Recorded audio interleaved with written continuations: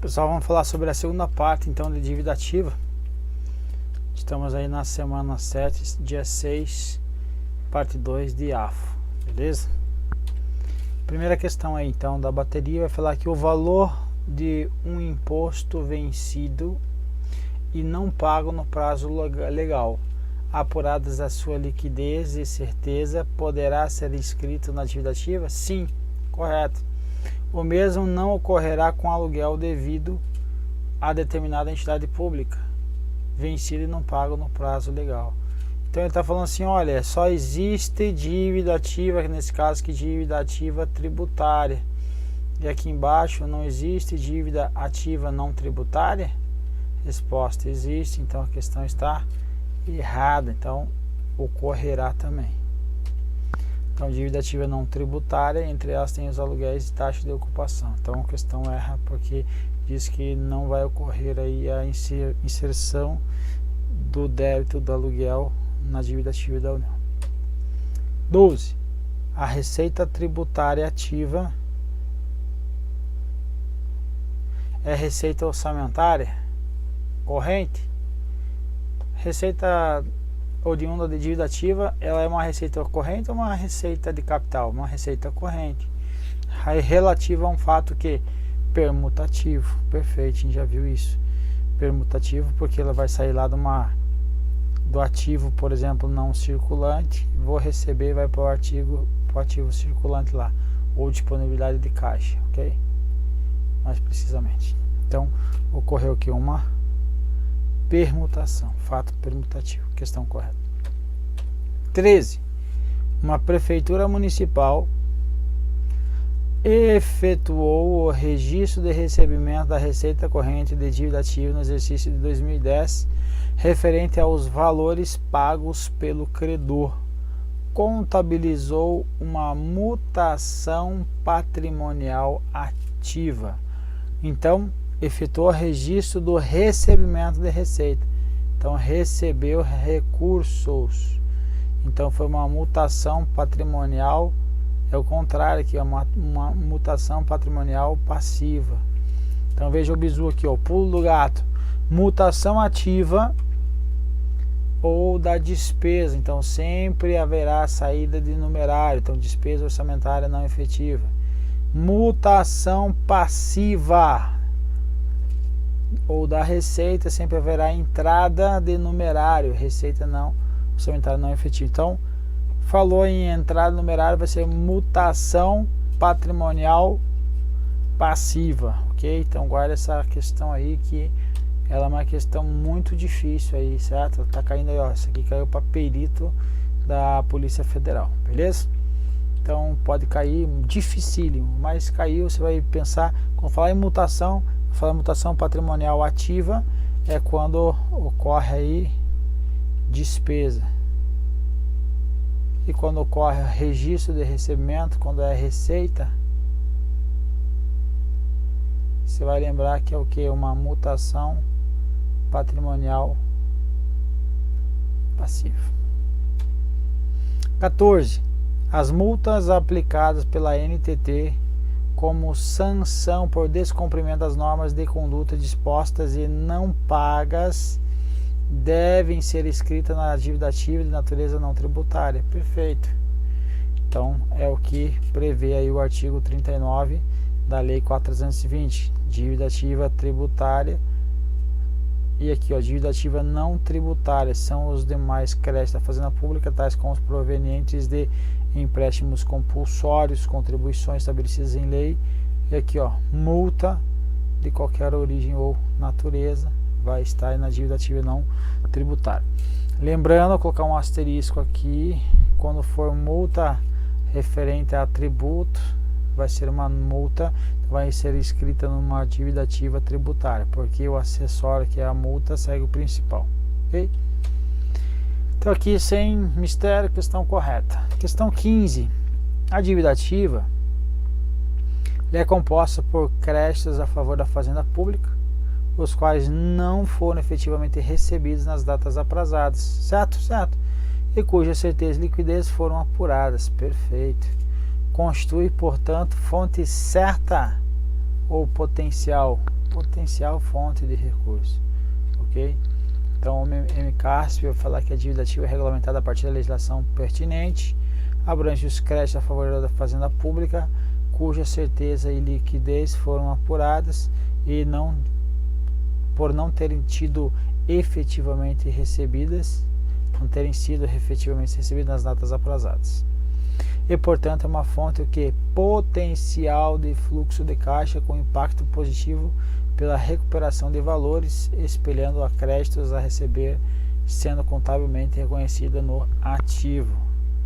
Então, tem um impacto positivo pela recuperação dos valores, beleza? É aqui a questão do CESP que nós trouxemos lá de antes, que era um impacto positivo no patrimônio público. Lembram? E isso aqui não se confunde com o patrimônio líquido. Beleza? Então, a questão está incorreta porque não é a fonte certa de recurso. Questão 16, aqui é uma questão, obviamente está com saudade dele, pode dizer a verdade aí. Questão palhaçada, certo? O registro do crédito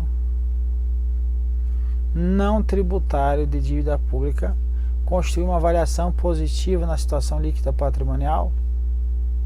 A gente acabou de verificar aqui, ó. Não tem? Não tem. Mas tá. A gente acabou de verificar que ele não altera o PL, beleza? Acho que só comentei. Então ele não altera o PL, então não vai ser uma variação positiva na situação líquida patrimonial. Está errada essa questão, o CESP trouxe que está certo. Veja outra questão do próprio CESP 2015. Olha só. A inscrição, aquela ali foi 2013, 2015 ele cobra a mesma coisa. Ó. A inscrição de crédito em dívida ativa se configura um fato contábil modificativo aumentativo para o ente público como um todo, pois faz surgir um ativo que não existia. Aqui na realidade ele é gabarito aqui, eu trouxe gabarito certo, mas ele é um gabarito errado, tá? Eu copiei errado aqui. Aqui o CESP traz como errado, eu na hora de estar copiando aqui eu acabei não modificando. Então aqui uma inscrição de crédito de dívida ativa configura um fato contábil modificativo aumentativo para o ente como um todo, pois faz surgir um ativo que ainda não existia, ele já existia. Caso a inscrição. Ai, Deus amado. Como é que eu vou te explicar? Aqui, ó, ativo, patrimônio, ativo, passivo, patrimônio líquido. A inscrição, quando eu escrevo uma inscrição aqui, vai vir aqui no ativo e vai vir aqui no passivo e nada vem no patrimônio líquido, ok? Então, por isso que a questão está errada. Então, e essa daqui é a mesma situação e o gabarito dela foi dado como errado, beleza? Acho que até eu vou comentar ela na próxima bateria aí. O registro de crédito não tributário em dívida ativa constitui uma variação positiva da situação líquida patrimonial? Não, ela não altera a situação líquida, não altera o PL. Então não existe uma afetação, certo? Então a questão está errada. O gabarito foi trazido certo aí pela banca, mas está errada essa questão aí. Eu tentei aí justificar com uma outra questão, acabei eu fazendo cagada aqui, não coloquei o gabarito correto, que o gabarito é errado, tá? Tá, 17. Os registros contábeis da dívida ativa não incluem atualização monetária e juros de mora? Não inclui? Claro que inclui. Que são registrados em contas específicas? Óbvio que não. De natureza distinta? Não. Então, o acessório, aqui é a regra, o acessório, que é a atualização monetária e juros de mora, segue o principal. Então, se eu tenho multa, por exemplo, eu tenho uma multa que é de uma dívida ativa tributária, eu vou somar a multa aqui. E se fosse uma multa relativa à dívida ativa não tributária, também ele ia ser somado aqui. porque o acessório segue o principal. O acessório segue o principal. Então veja, atualização monetária de juros, multas e outros encargos, moratórios incidentes sobre os créditos inscritos em dívida ativa, previstos em contratos e normativos legais, devem ser incorporados ao valor original inscrito de acordo com o regime de competência, ou seja, vai ser inscrito ou na dívida ativa tributária ou na dívida ativa não tributária. Então o acessório segue o principal. 18. O órgão público que disponha de crédito em moeda estrangeira, isso que é a literalidade do artigo lá 38, parágrafo 3º da 420, que não tenha sido pago e transcorrido o prazo contratual, deve ser inscrito em dívida ativa. Então veja, o Brasil estava para receber um recurso em moeda estrangeira e não foi pago aí no prazo contratual. Então vai ser inscrito em dívida ativa. Beleza? Beleza. Até aqui tranquilo. Agora eu tenho que converter em esses dólares, a dívida dolarizada tem que converter para real. Veja, ele vai dizer convertendo o seu valor em moeda nacional, a taxa de câmbio oficial para compra na data da notificação ou intimação do devedor, ou a sua falta na data da inscrição da dívida ativa. É isso que, exatamente isso que diz o parágrafo 3º. Veja, o valor do crédito, do crédito da Fazenda Nacional em moeda estrangeira será convertido ao correspondente em valor da moeda nacional a taxa cambial oficial para a compra na data da notificação ou intimação do devedor pela autoridade administrativa ou a sua falta na data da inscrição da dívida ativa. Então é exatamente o que está trazendo aí a questão. Então a regra vai ser na data da notificação, eu converto, ou na data da intimação. Na falta de uma dessas vai ser o que? Data da inscrição. Ok? Então, questão correta. 19 é uma questão bomba para nós aí. Considerando que determinado gestor público tenha sido julgado em alcance pelo TCU, Tribunal de Contas da União, por não ter arrecadado as taxas atribuídas pela legislação ao órgão que ele dirigia, o montante definido para esse ressarcimento ao erário, se não for pago até o vencimento fixado, constituirá numa dívida ativa não tributária. O que o desgramado CESP está querendo aqui agora contigo? Ele está dizendo que existia uma dívida, certo? Que não foi arrecadada aí. E essa dívida era referente ao que? Taxas, tributos, certo? Então não foi arrecadado os tributos do órgão que ele dirigia. Agora o montante do ressarcimento ao erário, se não for pago pelo agente aí, ele vai ser registrado aonde? Na dívida ativa tributária ou não tributária? O que está sendo recolhido aí? O ressarcimento ao erário, que seria seria por causa de uma falta cometida aí pelo administrador, ou é o que? Recolhimento da taxa? Então veja, primeiro você tem que verificar, é a taxa ou o que está sendo recolhido ou o ressarcimento ao erário, por não ter recolhido a taxa atribuída pela legislação ao órgão, certo? Não foi o diretor, no caso aí, diretor? Administrador, né? Onde é que está? Aqui, gestor.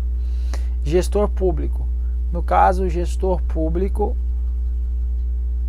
não providenciou aí a situação para ocorrer aí o recolhimento das taxas ou a arrecadação das taxas aí atribuídas pela legislação.